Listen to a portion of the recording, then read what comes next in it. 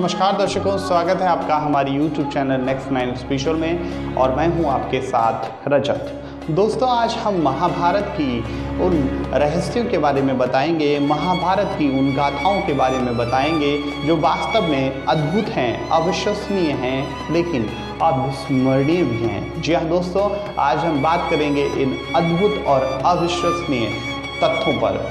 तो दोस्तों, उससे पहले हम आपसे एक निवेदन करना चाहेंगे। अगर आप हमारे चैनल के लिए नए हैं तो कृपया करके आप हमारे चैनल को सब्सक्राइब कर लीजिए और बेल आइकन जरूर दबा दीजिए, जिससे कि आपको हमारी सभी नई वीडियोस का अपडेट मिलता रहे।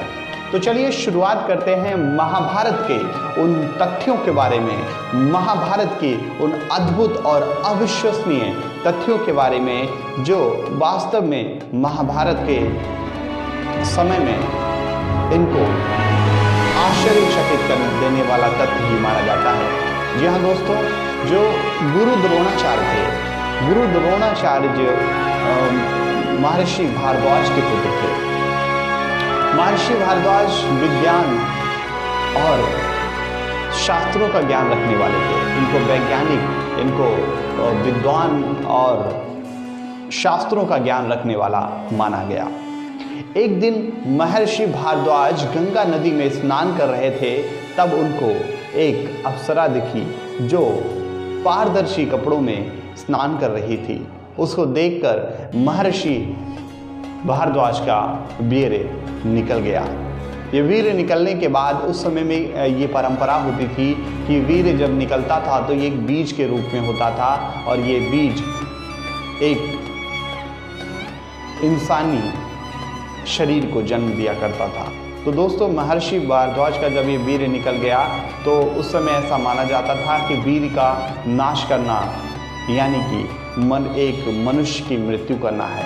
दोस्तों, तो उस समय क्या हुआ, महर्षि भारद्वाज ने जो वो वीर था उसको एक पीपल के पत्ते पर रखकर एक घड़े में रख दिया और उस घड़े से ही एक द्रोण मतलब घड़ा, तो उस घड़े से ही जन्म हुआ द्रोणाचार्य का। द्रोणाचार्य बड़े होकर महान धनुर्धर और धनुर्विद्या का ज्ञान इतना था कि उन्होंने अपना शिष्य अर्जुन इस विश्व में महान धनुर्धर बनाया। दोस्तों, मैं आपको बता दूं कि द्रोणाचार्य जो थे, द्रोणाचार्य का जन्म एक द्रोण से, एक घड़े से हुआ था, इसीलिए उनका नाम द्रोणाचार्य था। दोस्तों, उसके बाद फिर उन्होंने वो पांडवों और कौरवों के गुरु बने, लेकिन पांडवों और कौरवों के गुरु बनने के साथ साथ वो अर्जुन के एक ऐसे गुरु बने जिसने अर्जुन को महान विद्या का ज्ञान दिया और महाधनुर्धरी बनने का आशीर्वाद भी दिया। दोस्तों, एक तथ्य और भी है, जो एकलव्य था उसका पुनर्जन्म दुष्टदुम्न के रूप में हुआ था। दुष्टदुम्न द्रौपदी का भाई था जिसने द्रोणाचार्य का वध किया था। द्रोणाचार्य का वध ऐसे हुआ था जब एक बार रुक्मणी को जब श्री कृष्ण अगवा करके ले जा रहे थे, तब उन्होंने एकलव्य का वध कर दिया और एकलव्य को ये वचन दिया, एकलव्य को ये कह सकते हैं आशीर्वाद दिया कि वो अगले जन्म में धृष्टद्युम्न बन के आएंगे और द्रोणाचार्य के मौत का कारण बनेंगे, क्योंकि द्रोणाचार्य ने उनके पिता द्रौपदी के पिता का अपमान किया था और उस अपमान का बदला लेने के लिए उन्होंने पुत्र प्राप्ति की कामना की थी, जिसमें द्रौपदी और धृष्टद्युम्न दोनों पैदा हुए थे। तो दोस्तों, धृष्टद्युम्न बाद में द्रोणाचार्य की मौत का कारण बनता है जब महाभारत का युद्ध आरंभ हो जाता है। तो दोस्तों, ये जो पहला तथ्य है, इसमें कहा गया है कि पहला ज्ञात टेस्ट ट्यूब बेबी जो है वो द्रोणाचार्य को माना जाता है और दूसरा एकलव्य का पुनर्जन्म हुआ था, क्योंकि एकलव्य को गुरु द्रोणाचार्य ने ही उसका अंगूठा मांग लिया था दान में, गुरु दक्षिणा में, क्योंकि उन्होंने गुरु द्रोणाचार्य की मूर्ति रखकर ही धनुर्विद्या सीखी थी और धनुर्विद्या का ज्ञान प्राप्त किया था। और उसके बाद उन्होंने अपने दूसरे, जब उनका एक अंगूठा हाथ का कट गया तो उन्होंने अपने दूसरे अंगूठे से भी धनुर्विद्या सीख ली। लेकिन उसके बाद भगवान श्री कृष्ण जब रुक्मणी को अगवा करके ले जा रहे थे तब उनका वध हो गया। लेकिन भगवान श्री कृष्ण ने उनको ये वचन दिया कि उनका अगला जन्म धृष्टद्युम्न के रूप में होगा, जो द्रोणाचार्य की मौत का कारण बनेगा, और ऐसा ही हुआ।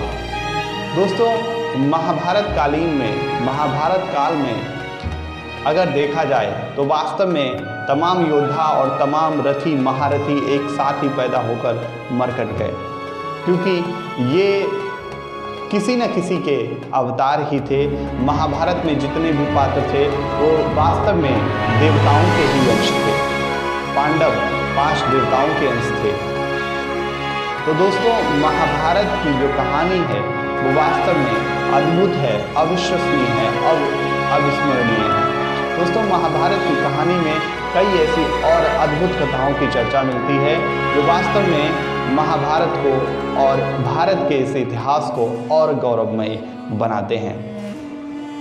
दोस्तों, ऐसा माना जाता है कि महाभारत की कहानी में जब श्री कृष्ण स्वयं भगवान के विराट रूप में उपस्थित हुए, जब अर्जुन पहली बार युद्ध क्षेत्र में गया और उसके मन में वैराग जाग गया कि वो अपनों से युद्ध कैसे करे, तब श्री कृष्ण ने उनको प्रेरित किया और श्री कृष्ण ने उनके मन से मोह माया का त्याग करवाया और फिर वो युद्ध के लिए तैयार हो गए। लेकिन जब अर्जुन को भगवान श्री कृष्ण अपना विराट रूप दिखा रहे थे तो 2 लोग और भी थे जिन्होंने ये विराट रूप भगवान का देखा था। एक तो वो संजय थे जिन्होंने हस्तिनापुर में बैठकर सारी महाभारत की कथा धृतराष्ट्र को वर्णित की थी। महाभारत का जो युद्ध था वो सभी पूरा युद्ध धृतराष्ट्र को उन्होंने बताया। तो उनको दिव्य दृष्टि प्राप्त थी वेदव्यास जी से। वेदव्यास जिन्होंने, महर्षि वेदव्यास जिन्होंने इस महाभारत का वर्णन किया, इस महाभारत के रचयिता हैं वेदव्यास। दोस्तों, और दूसरे थे हनुमान जी, जो स्वयं अर्जुन के रथ की गधा पर सवार थे।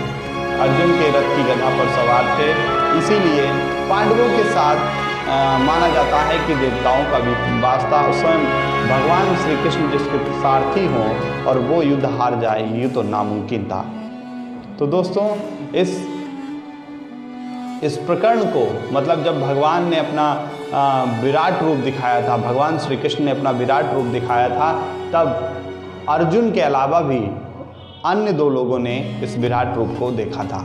वो थे संजय, जिनको दूरदृष्टि प्राप्त थी, और दूसरे थे हनुमान जी, जिन्होंने ये सारा प्रकरण देखा। दोस्तों, मैं आपको बता दूं कि महाभारत की कहानी में अनेक ट्विस्ट आए। महाभारत की कहानी जो थी उसमें अलग अलग ट्विस्ट आए, लेकिन कौरव और पांडवों की ये जो लड़ाई थी वो बचपन से ही चली आ रही थी और इस बचपन की लड़ाई ने उनको युद्ध तक पहुंचा दिया था।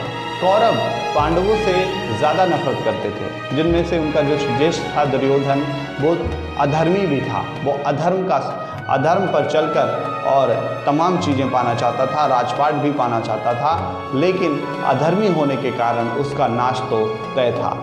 इसीलिए नियति ने इस महाभारत के युद्ध को दुनिया के सामने लाया।